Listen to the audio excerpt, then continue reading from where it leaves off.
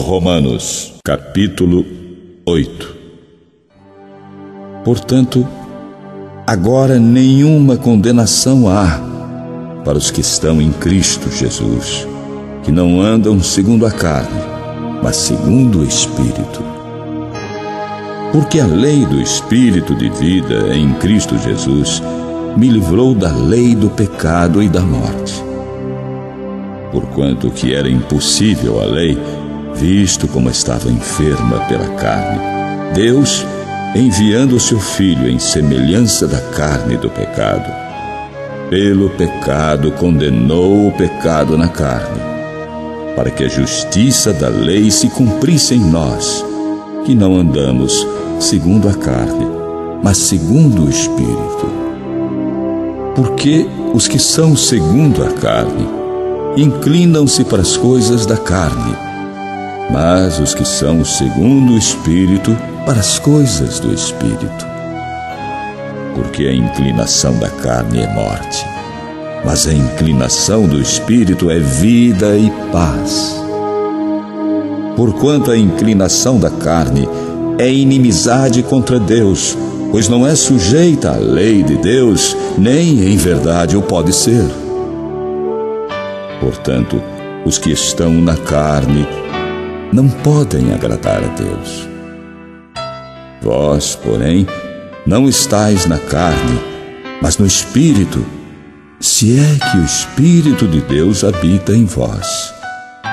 Mas, se alguém não tem o Espírito de Cristo, esse tal não é dele. E se Cristo está em vós, o corpo, na verdade, está morto por causa do pecado, mas o Espírito vive por causa da justiça. E se o Espírito daquele que dentre os mortos ressuscitou a Jesus habita em vós, aquele que dentre os mortos ressuscitou a Cristo também vivificará os vossos corpos mortais pelo seu Espírito que em vós habita. De maneira que, irmãos, somos devedores, não à carne para viver segundo a carne. Porque, se viverdes segundo a carne, morrereis. Mas, se pelo Espírito mortificardes as obras do corpo, vivereis. Porque todos os que são guiados pelo Espírito de Deus, esses são filhos de Deus.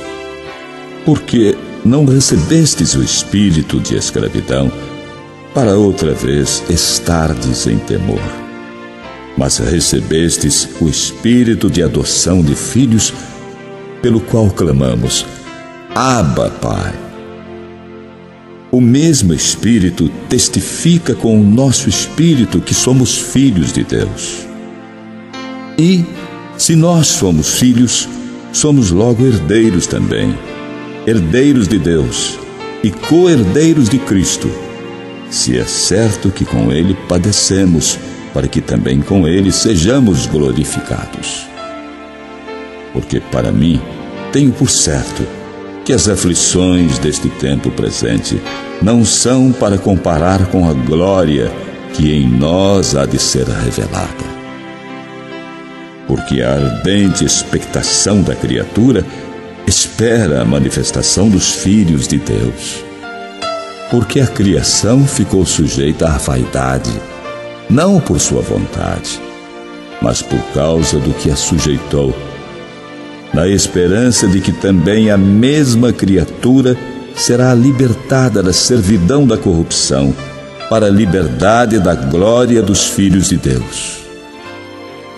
Porque sabemos que toda a criação geme e está juntamente com dores de parto até agora. E não só ela, mas nós mesmos, que temos as primícias do Espírito, também gememos em nós mesmos, esperando a adoção, a saber, a redenção do nosso corpo. Porque em esperança fomos salvos.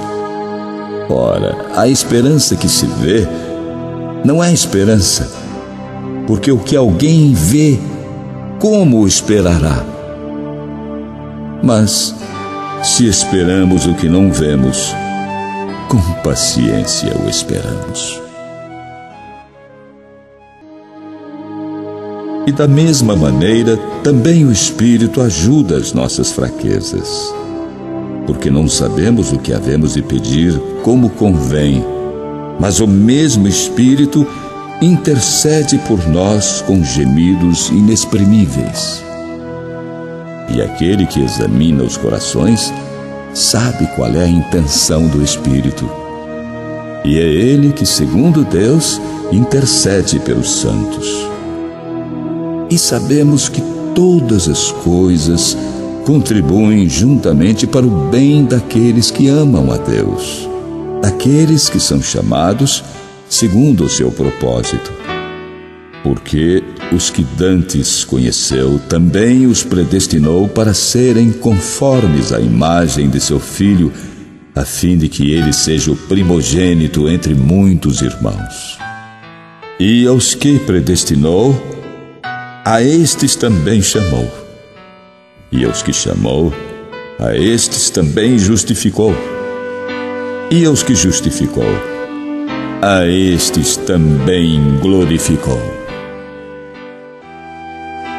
Que diremos, pois, a estas coisas? Se Deus é por nós, quem será contra nós? Aquele que nem mesmo a seu próprio Filho poupou, antes o entregou por todos nós, como nos não dará também com ele todas as coisas? Quem intentará acusação contra os escolhidos de Deus?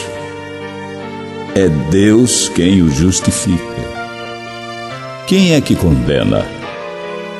Pois é Cristo quem morreu, ou antes quem ressuscitou dentre os mortos, o qual está à direita de Deus e também intercede por nós.